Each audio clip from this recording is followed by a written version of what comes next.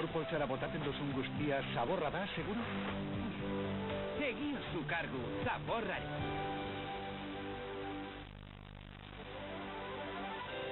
Ceramika, plastikoa, larrua, superglue erantzi eta dena berri. Lenguan zen arrakarritu gautzi gintuen kolesterola goitxo zeukalata. Bapatean txandala erosi eta Flora esnea hartzen hasi zen. Baina bere bizimodu osasuntxuan denok sartu gintuen, umeak eta nik.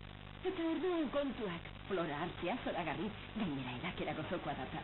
Baina, goizean goizea ikiberra putin egitera, egia esan. Flora, kolesterola zaintzeko eragiko zoena.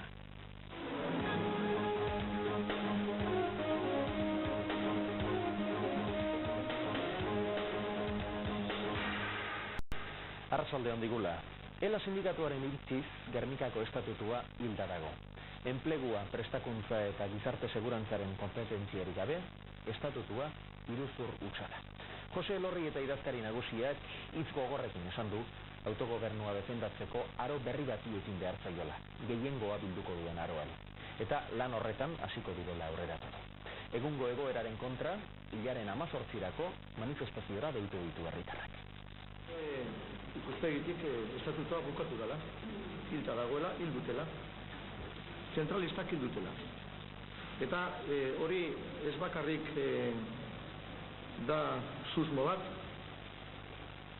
azkenengo astetan, hori esplizitatu da, esan egin da, publikoki. Esan dute, egoera aldatu dela, eta estatutua bukatu da. Guretzat noski hori oso grabea da, konzentratuta gainera, faltatzen dan partea, estatutuaren partea, dala langileen partea, komitan ez dela eritziz, autogobernua defendatzeko fase berri bat. Ez bakarrik diskursotan, ez bakarrik hitzetan, errealitatean, fase berri bat, iriki behar. Bada esasoia.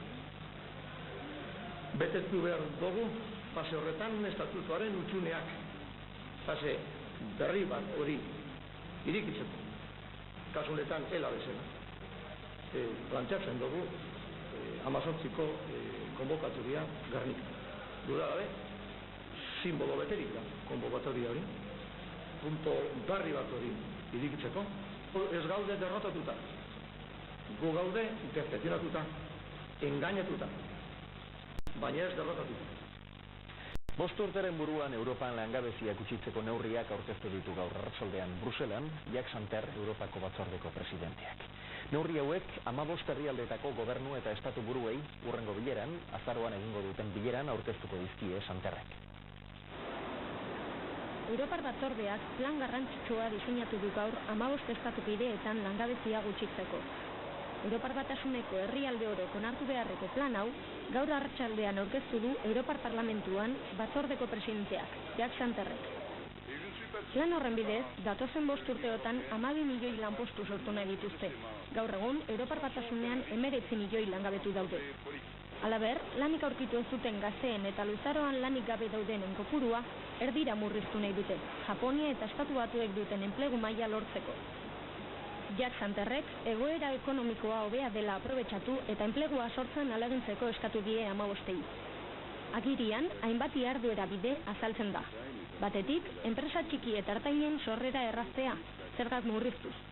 Horretarako, arrisku kapitalen merkatu bat jarriko litzateke martxan eta lanaren gaineko zergak gutxitu.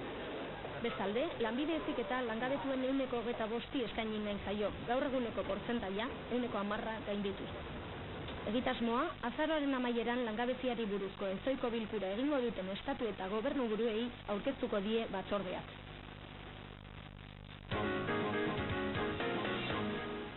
Urkiolako parke naturalean dagoen gasolindegitik 4.000 litro gasolio isuri dira Urkiola ibaira. Ibai hori gero Legutioko urtegira joaten da. Jaurlaritza eta Diputazioko langileak etengabe ari dira lanean, hondamendi ekologikoa handiagoa izan ez dadin, baina dagoeneko Urkiola ibaiko arrain eta karramarro guztiak hil dira. Isurketa gertatu eta berehala hasi dira Eusko Jaurlaritzako Industria eta Ingurugiro Saileko teknikoak, Diputazioko langileak eta suhiltzaileak gasolioa Urkiola errekatik ateratzen. Urari eusteko presa antzeko batzuk egin dituzte hainbat lekutan eta motobonbak erabiliz jasotzen ari dira erregaia. Guztira, 4.000 litro gasolio erori dira errekara. Gasolioa errekanez zabaltzea da teknikoek lortu nahi dutena. Izan ere, Urkiola ibaiko urak Legutioko urtegira doa zuzenean. Gasolio isurketa urtegiko sarreratik 10 kilometrora kokatuta dago. Osasun sailetik adierazi digutenez, momentuz isurketa kontrolatuta dago eta litekeena da erregaia urtegira ez ailegatzea. Dena den, Osakidetzako teknikoak hasi dira dagoeneko errekako eta urtegiko uraren analisiak egiten. Antza denez, isurketa Urkiolako parke naturalaren erdian dagoen gasolindegi horretatik egin da. Lehen ikerketen arabera, kalefazioan erabiltzen den C gasoliodun tankeak arrankala zuen. Industria sailetik esan digutenez, gasolindegiak urte hasieran egin zuen ohizko errebisioa eta ez zitzaion inolako arazorik aurkitu. Gaur bertan tanke guztiak hustu egin dituzte eta bihar hasiko dira lanean isurketaren benetako arrazoia zein izan den zehazteko. Urkiolako Parke Naturaleko zuzendariak kalten lehen balorazioa egin du arratsaldean. 1000 karramarro eta 600 amurrain inguru atera dituzte errekatik hilda. Orduak pasa ahala, normaltasunera bueltatzen ari dira penintsulako hego-mendebaldean. Eurite izugarrien eraginez, 4 lagun hil dira eta beste 3 galduta daude. Uholdea pasatuta, orain teknikoek kalteak zenbatzen hasi behar dute. Ura kondatutakoa ahalik eta azkarren konpontzeko.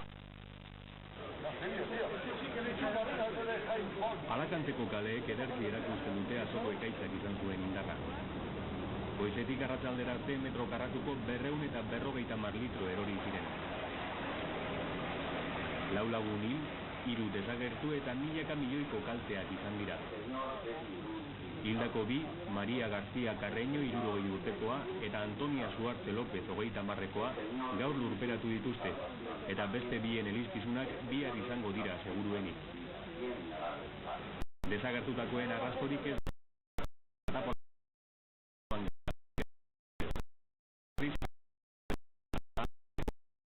herria. Bien bitartean, suhiltzaile eta herritarrak jotake ibili dira gaur gauzak bere onera ekarri nahirik. Tekniko eta agintariak kaltetutako inguruak aztertu dituzte, ahalik eta azkarren dirua eskatu gututakoa konpontzeko. Hiri eta herrietan ezezik, portuetan ere kalteak oso handiak dira.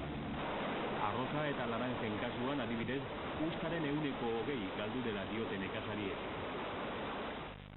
Parisen dagoen kutsadurarekin izutu egin dira biztanle eta agintariak.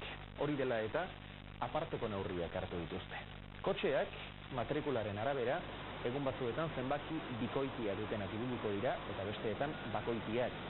Hori betetzen ez duenari 22.000 peseta inguruko isun jarriko diote. Azken egunetan ez du euririk egin Frantziako hiriburuan eta haizerik ere ez da egin. Kotxeek botatzen duten nitrogeno dioksidoak eta lantegietako keak mailarik altuenera eraman dute kutsadura. Jendea ez zulka ito beharrean egonda azken egunetan, eta agintariek hartu duten neurria ez dute bat ere gaizki hartu. Jendeak autoa etxean utzi eta garraio publikoak hartu ditu. Gainera, neurria bultzatzeko dohainez ibili dira gaur garraio publikoak Parisan. Ikusten duzuen moduan, eta gehien onatseginerako, urriaren 2 ez du aldaketa nabarmenik ekarriko. Egun sentiaz geroztik, lanbroa izango da kostaldean eta behelainoa barnekaldeko Aran eta Ibarretan eta mendi inguruetan. Ipar-iparrekialdeko haizea ibiliko da eta horren ondorioz hodeiak sartzen hasiko dira, batez ere arratsaldetik aurrera. Ilunabarrean eurijantzaren bat ere bota dezake. Barnealdean berriz, eguzkia eta zeru urdina. Temperaturak iparrarekin behera egingo du. Itsasoan, Kantauriko lehen 20 minuetan iparrekialdeko haizea izango da, eta 2-3 bitarteko indarrarekin itsaskerria eragingo du. Tarteka lauko ufadak izango ditu, eta orduan itsaskia sortaraziko du. Bisibilitate ona izango da arratsaldera arte behintzat, eta ipar-mendebaldeko ondoko itsasoak 2 eta 3 metroko olatuak altxaraziko ditu. San Miguel ingurua izateko ez dira olatu izugarriak. Horren bestez bukatuko dugu, berehala hasiko baita, Tau Ceramikas eta Eko Joutalen taldeen arteko saskibaloi partiduaren bigarren zatia. Bihar 8:30 itzuliko gara. Izan hau.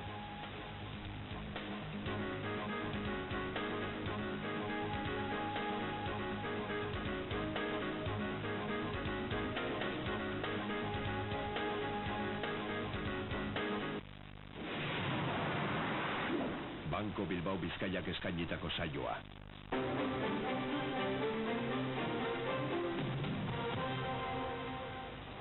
Burtsa ezin hobeto dabil, goizean abiada apur bat moteldu badu ere, azkenean irabazi handiekin itxi du. Wall Street ere sendotu eginda. Gaur Estatu Batuetan kaleratu diren eraikuntza gastuak eta ekonomiaren hazkundeari buruzko datuek oso eragin positiboa izan dute merkatuan. Datu horiek inflazioa kontrolpean dagoela adierazten baitute. Bihar datu gehiago kaleratuko dira, ez bakarrik Estatu Batuetan. Alemanian ere industriako izpena nondik norakoa izan den jakingo da eta horren aurrean merkatuak nola erantzuten duten ikusi beharko da. Itxieran, IBEX 35ak 62 puntu irabazi ditu eta 7.300 mailatik gora jarri da. Bilboko burtsa 7 puntu igo da eta 1000 asko gerturatzen ari da. Madrilgoak 5 irabazi ditu eta 600ean jarraitzen du. Baloreetan, Acciona, Dragados, Uralita eta Adolfo Domínguez dira gehien igo direnetakoak. Unión Fénix, Bami, Española de Zinc, Esniaze eta Asturiana de Zinkek aldiz atzera egin dute. Kontratazioaren volumena oso ona izan da, 101.000 milioi. Nazioartean Wall Streetek 56 puntu irabazi ditu arratsalde partean, Tokioko burtsak ordea galerak izan ditu eta 18.000 jenera heldu ezinean dabil.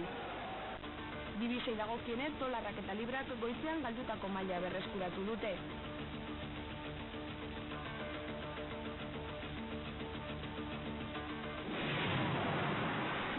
Banco Bilbao Bizkaiak eskainitako saioa.